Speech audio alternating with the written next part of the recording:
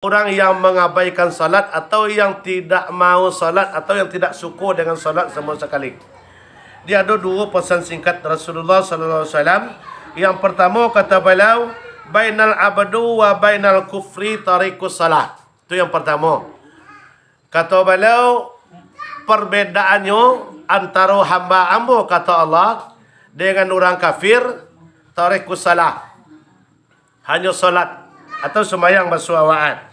Man taraka faqad kafar. Barang siapa yang lah mereka sengaja meninggalkan kata Nabi, maka mereka lah sama laju orang tu.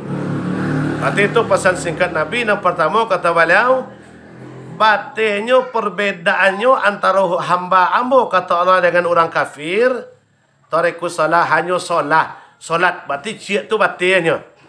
Apabila hamba-hamba umat hamba kata Nabi nya sengaja meninggalkan solat, walaupun laki-laki, walaupun polisi, walaupun bansek, walaupun kayu, nya sengaja meninggalkan solat, faqad kafar kata beliau. Berarti mereka itulah sama je orang kafir.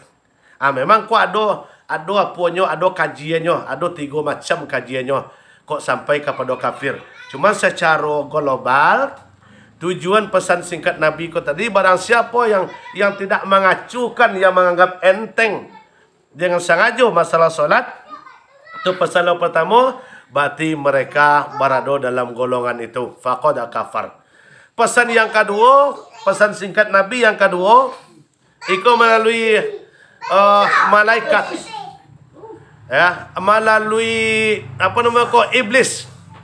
Pada kecil melalui iblis, kata iblis, saburuk-buruknya kami kata iblis, saingkar-ingkarnya kami kata iblis, ya, sadurhaka-durhakanya kami kata iblis, kami hanya sekadar tidak mau sujud kepada Adam.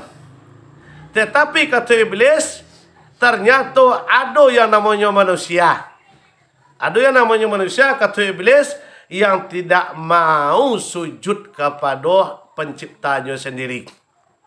Nah, di pesan singkat Nabi ko yang kedua melalui iblis, kaca iblis, sajahik-jahiknya kami kaca iblis, ya, samungkar-mungkarnya kami, hanya kami tidak mau sujud kepada Adam saja, tetapi kepada Allah kami sujud. Nah, itu apa artinya? Iblis itu dilaknat oleh Allah, dikeluarkan oleh Allah, bukan durhaka ke Allah. Dan iblis itu lebih mulia daripada awak, lebih hebat daripada awak, lebih alim daripada awak, ya. Selama 6.000 tahun, ya, itu iblis tu beribadah saja kepada Allah, tak pernah membuat zalim kepada Allahnya. Kalau masalah mulia, masalah pintar, masalah santiang, tak akan melawan iblis kepada awak. Nah, tetapi tak kala ketika itu disuruh sujud kepada Adam, tak namuanya dah kerananya menganggap inyo lebih baik daripada Adam, maka menjadilahnya iblis menjadi laknatullah. Ya, kepada Allahnya tetap mengakui Allah tu Allah ciptanya. Tetapi kata iblis tadi, ada katanya manusia. Ada manusia katanya yang tidak mau sujud kepada penciptanya sendiri. Kata iblis, mereka yang serupa itu lebih hina daripada kami. Itu kata iblis. Padahal iblis tadi kan terkutuk dah. Iblis kau terkutuk oleh Allah. Tetapi dan Allah itu tetap mengakui Allah. Dan kepada Allah itu tetap sujud. Cuma disuruh sujud kadamnya dah nama. Tak nama. Sampai hari kini dan iblis tak mau sujud kepada Adam. Tak mau sujud. Padahal datang kepada Nabi Musa, iblis. Ya Musa, engkau kan kalamullah, bisa mengecek ya tanala. Tolong sampean kata tanala tak? Keteklah. Lai bisa aja kami ko taubat lah tak? Lai kalau terima ya taubat kami dek Tuhan lai. Jadi sampailah pesan kadek Nabi Musa kepada Tuhan. Ya Allah, kata iblis nyo nak taubat. Lai kamu engkau menerima taubatnya. Dan apa caranya iblis kau taubat supaya engkau terima? Dijawab dia Tuhan, syaratnya cieknya Musa. Apa tu? Suruh deangnya iblis tu sujud ke kuburan Adam, ambo terima taubatnya.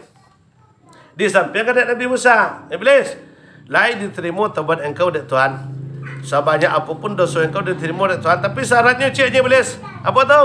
Sujud engkau kepada makam Nabi Adam. diterima sado. Apa nak kata iblis? Sedangkan lain duit Adam saya nak kami sujud. Apalagi Adam lah mati biasanya kan. Maka sampai kini yang namanya iblis durhaka kepada Allah. Tetapinya tetapnya yakin kepada Allah, tetapnya mengakui Allah itu ciptanya. Tetapi kepada Adam sajonya yang tak mau sujud. Nah, ikut pesan yang kedua kata iblis.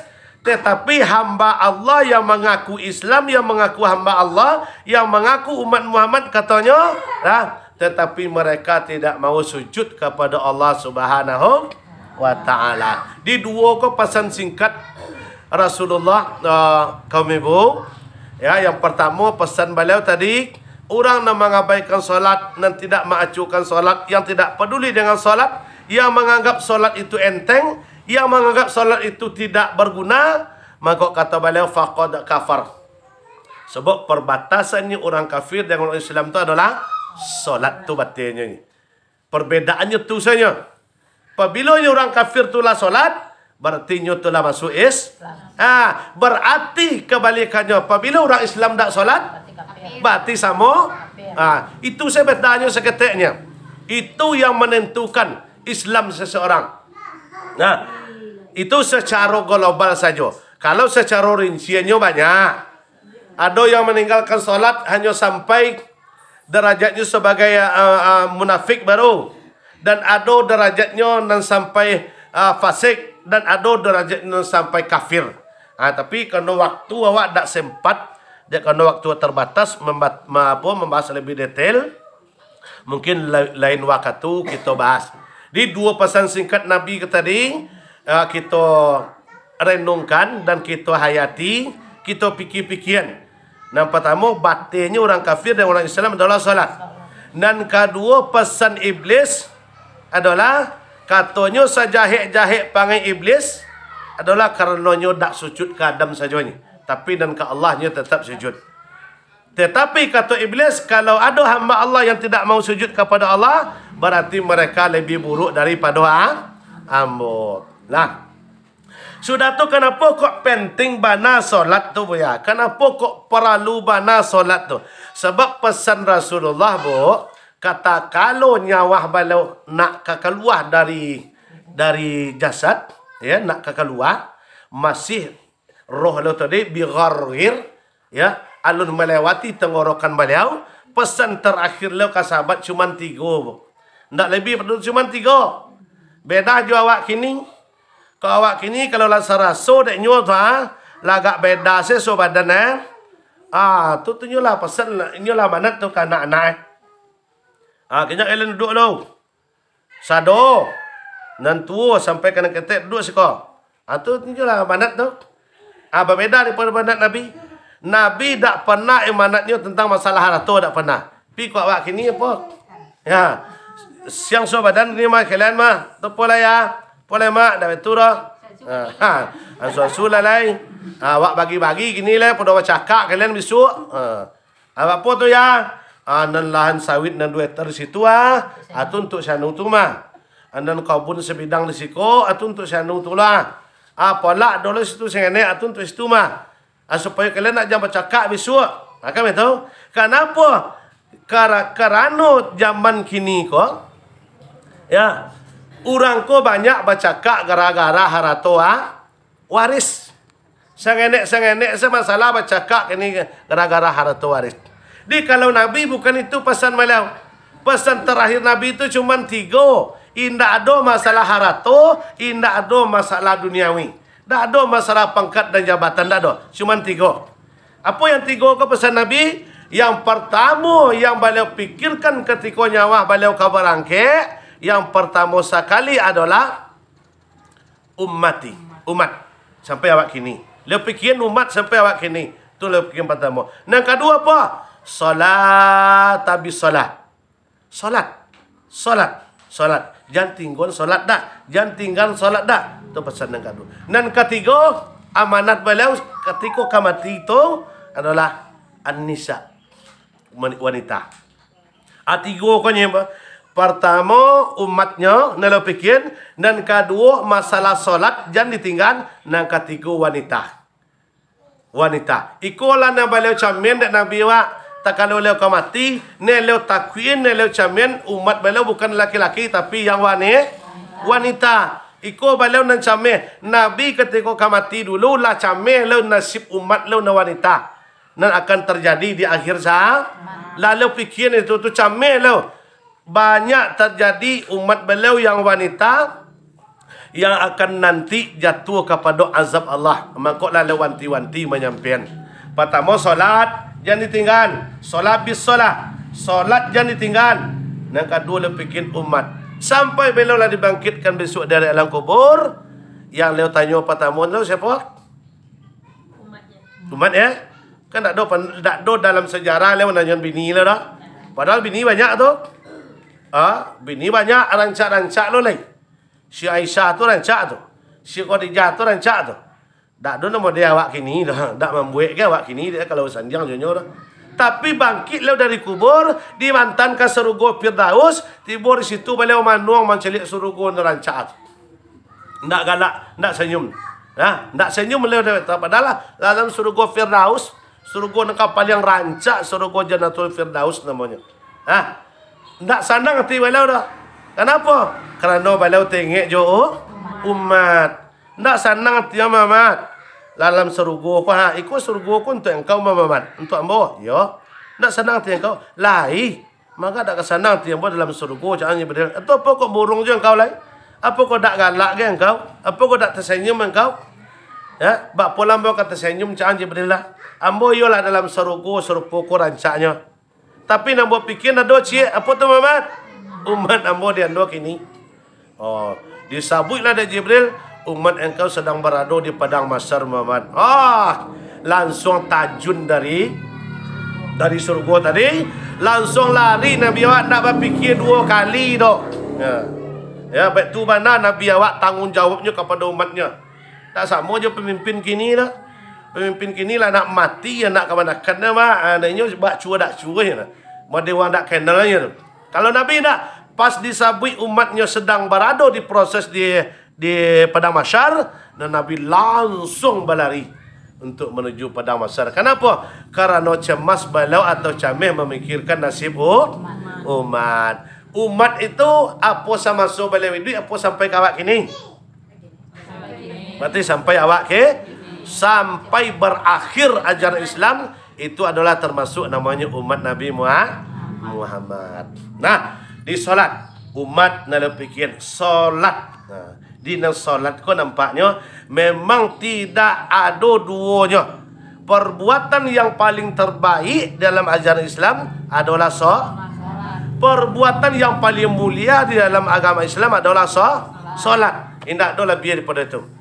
Indah ada nan kami bisa menolong selain daripada walaupun amal lain kita mampu untuk melakukan, walaupun amal lain kita mampu untuk melaksanakan, tapi kalau memang solat yang kita abaikan, yang kita remehkan, maka seluruhnya akan mubazir, tak akan satu pun yang bisa akan menolong awak. Dimangko oleh kerana itu dengan pesan singkat dua Rasulullah ko, hendaknya mari sama-sama kita bisa menghiasi rumah tangga awak dengan ajaran Islam yang terutama sekali adalah masalah solat. Seorang ibu rumah tangga, seorang ama, seorang ibu, seorang umi atau seorang apa nama lain panggilan nama kok kini? Ibu, ama, bunda, umi ya. Mami. Mami ko lah gak kurang je tau. Nan banyak bunda, ibu, ama. Sudah tu umi. Andai itulah tak do kini lah jauh banget. Ya. Jadi apapun panggilan awak, apapun kegelaran awak yang namanya seorang ibu, walaupun ibu, walaupun amma, walaupun andai, walaupun umi, walaupun mama, apapun itu panggilan awak dalam rumah tangga, dan menjadilah seorang ibu yang namanya madrasatul ula, yang menjadi yang menjadi pelajaran pertama oleh contoh pertama untuk anak. Nah, yang pertama sekali yang harus kita contohkan akulah masalah solat ko tadi. Bak polo kita akan menyuruh anak awak semayang. Kalau awak tak dak kabarani awak menyuruh anak semayang, dak percayalah kalau awak tak semayang. Tapi kalau kita lah semayang, pasti kita berani. Bak polo kami kan semayang ya, kami muncung kami masih caco yo ke laki lai. Jangan pikir itu. Apapun perbuatan awak, suku jo bagunyang lai, suku jo maduang, suku jo mau pe lai, lancau jo ke laki, buak jo muncung awak, ya. Jangan dipikir itu. Walaupun apapun pelangai awak kini, perilaku awak kini, perbuatan awak kini, dan semayang jangan nyo bisuk model itu nyo. Dan kebaikan solat ko tadi, kalau dalam solat ko tadi kan lah kita sabut di situ. Dari setelah kita mengangkat takbir, ada namanya doa iftitah. Di situ ada inna salati wa nusuki wa mahyaya wa mamati lillahi rabbil alamin. Kita lah berserah diri.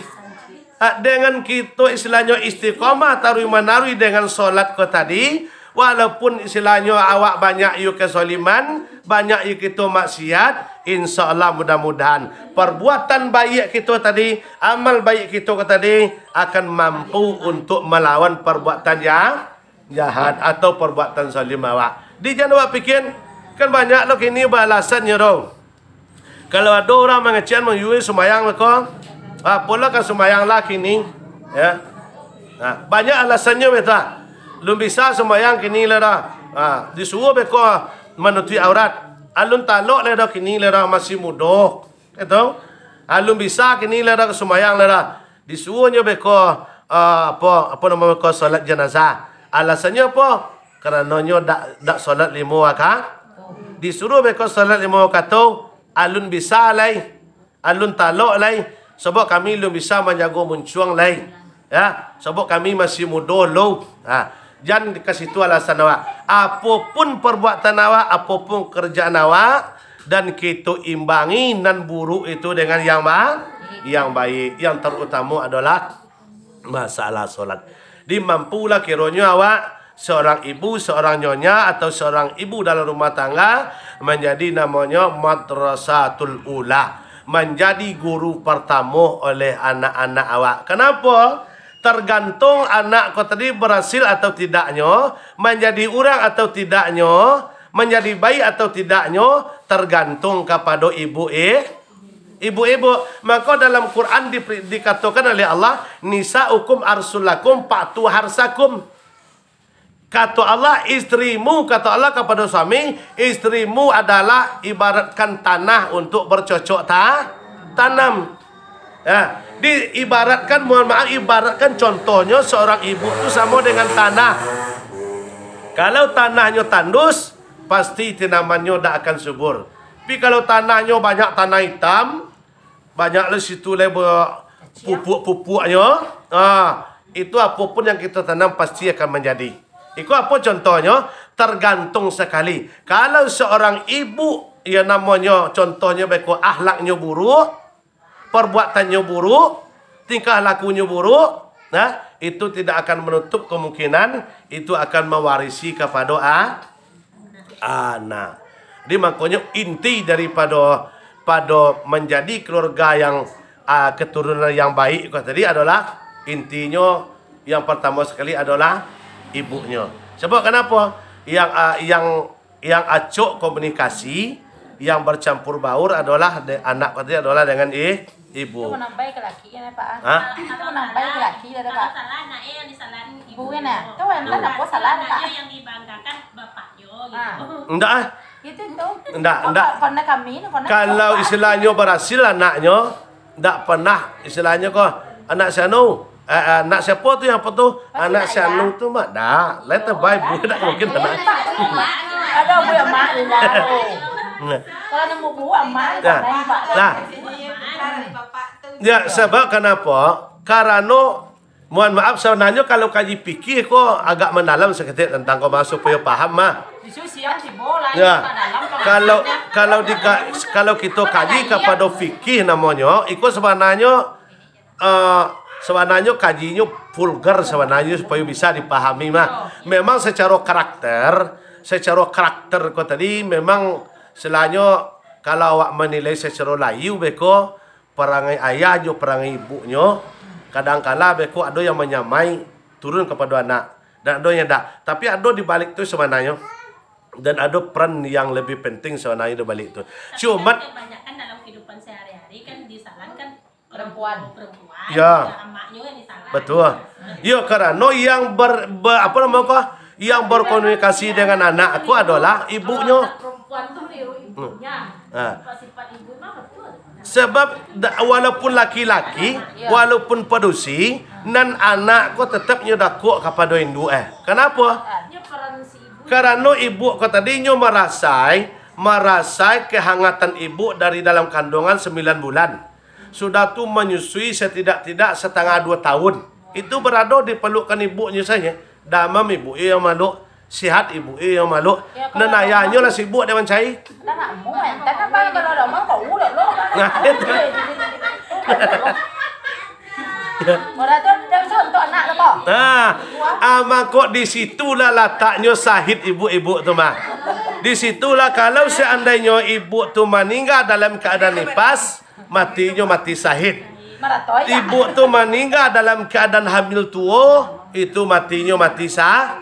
Ibu tu meninggal dalam keadaan menyusui, tapi nyo ikhlas, matinya mati sah. Di situ letak sahidnya. Sebab yang mengurus kau tadi 100% itu memang betul. Kadang-kala jago anak tengah malam beko do. Ane jagoan bini do. Kadang-kadang tak sopan laki jo kaki beko bini. Oh anak kau tu anak kau jago. Iya memang betul tu tak salah lah do. Mangkok derajat ibu ko 3 lebih tinggi daripada bapak. Mangkok serugo bukan berada di bawah telapak kaki bapak, tapi di bawah telapak kaki bukan telapak kaki bapak. Karena bek tu wanalah mulianya ibu-ibu kau tadi. Bek tu mulianya kita. Mangkok menjadi kalau secara tanggungjawab lebihlah tanggungjawab ayah lah. Kalau di depan Allah tanggungjawab ayahnya lebih parah. Tak jadi anaknya dah membuat salah, anaknya berzina, anaknya membuat zalim anaknya, dan diantam ayahnya bukan anaknya. Ayahnya yang diantam. Yang menanggung perbuatannya. Ayahnya yang menanggung. Di akhirat lah dosa ketik coba. Ya betul. Sebenarnya kenapa? Kenapa kok macam kaji awak kini kok dek balik ibu-ibu mah? Dek karena dia ada yang ibu-ibu. Sebenarnya kesalahan tu yang balik di laki mana kesalahan balik di kami laki-laki kita dia. Menjadikan anak itu menjadi wataknya kare, banyak sumbernya di bapak. Tapi bapak lah kau nyebut bapak tu tak do. Kenapa? Seorang ayah memberikan makan dan minum kepada anaknya yang taknya jago kehalalannya do, membuat anaknya kata dia akan menjadi rusak. Berarti kan faktor besar di ayahnya sebenarnya. Di ayahnya. Contoh mohon maaf, kalau cowok sebut dah, ambo sebagai ayah, payah mau keluar rumah pagi itu memang cari, kalau cowok sebut dah. Tapi orang yang tak halal ambo bawa pulang dah, hasil tipu, hasil maliang, lah, nak ambo bawa balik. Semuanya tu kan maksiat ambo. Ambo agin karena ambo makan tu, berarti seorang ayah telah menodai anaknya. Nah, berarti sebenarnya kalau peran penting yang merusak akhlak anak kau, peran utamanya adalah peran bapak. Urusan ibu tu mendidiknya. Kalau masalah peran yang merusak akhlak anak kau, yang lebih dominan adalah dari perbuatan bapaknya. Bukan hanya sekadar lalayu saja anak dah bu. Kalau dalam agama, mulai dari mohon maaf, mulai akan menjadi anak, itu sumbernya adalah dari seorang laki-laki. Itu tergantung. Kalau perbuatan ayahnya semenilang tu tadi tak senono, banyak zalimnya, banyak jahilnya, banyak maksiatnya, lah tidak menutup kemungkinan akan menjadi perangai itu turun kepada anaknya.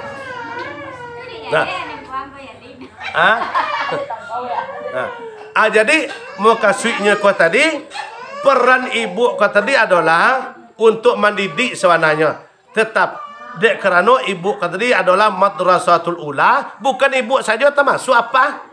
Kami menyuruh anak solat je ibadah tu kan kami berbuat dulu tu. Tak mungkin kami menyuruh kami tak sembahyang, nak suruh sembahyang contoh Anak laki-laki kami suruh Jumaat, kami Jumaat kau pergi kerja. Tu kan tak masuk namanya. Di sebenarnya sama-sama peran penting si awak sebenarnya.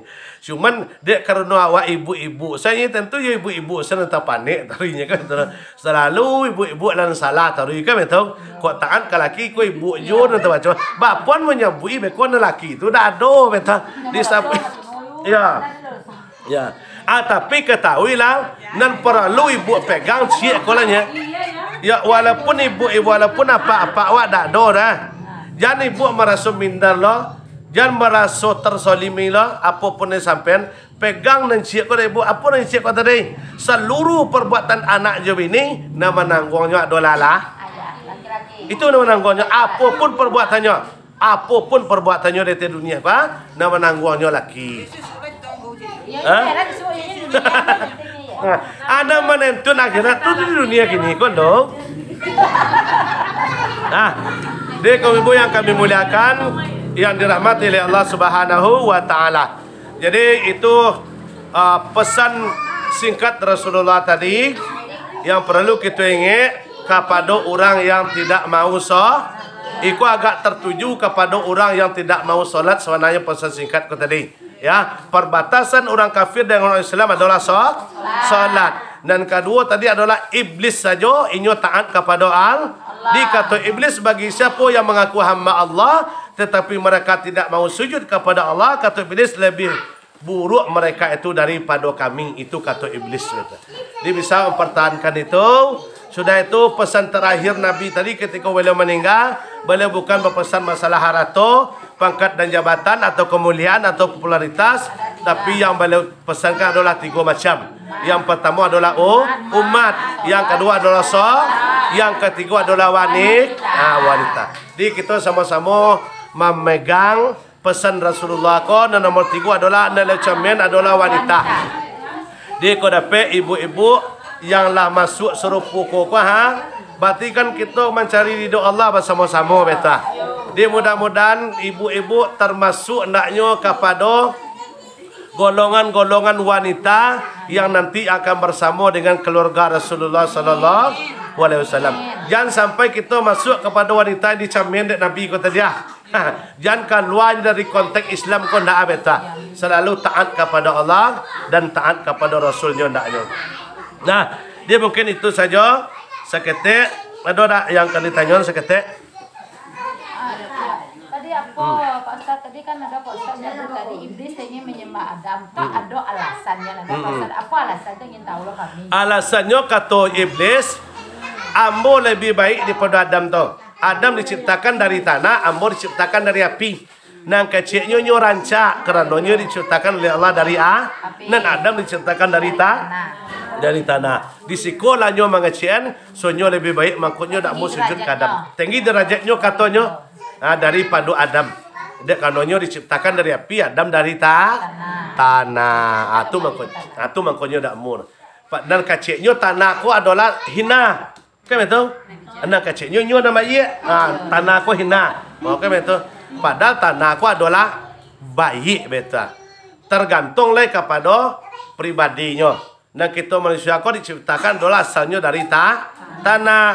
Tanah ko tadi ampe unsur. Ampe unsur tanah ko tadi. Kok dapet beko kalau dapet tanah nomburu ayo kaburu perangainya mah. Pi kok dapet beko urang nan elok perangainya taatnya ibadah kok bini boleh tujuh. Bakato baik-baik, baik-baik, taat kepada suami, taat kepada Allah, taat kepada Rasul. Berarti kau seorang isteri dapat deknya penciptanya tanah suci. Pi kau kilo baca kerajanya, muncul karyanya. Berarti kau dapat tanah dulu tu tanah apa tu? Tanah sengketa. Ya tanah sengketa. Nah ini. Ada itu, kenapa kok iblis tak mau sujud ke Adam? Kerana iblis merasa baik. Berarti itu namanya aba wastakbara, kerana nyo sombong dan takabur, nyo merasa nyo lebih baik. Mangkok realisasinya di awak ini tak boleh kita merasa lebih baik. Mangkok itulah realisasinya, itu aba wastakbara. Berarti takabur atau sombong dan angkuh mereka. Jadi itu alasan iblis tak mau sujud ke pada Adam. Ada lain.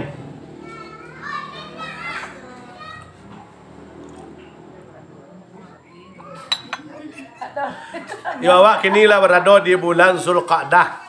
Sebulan lain timbul di bulan Zulhijjah. Berarti awak ka sewantala akan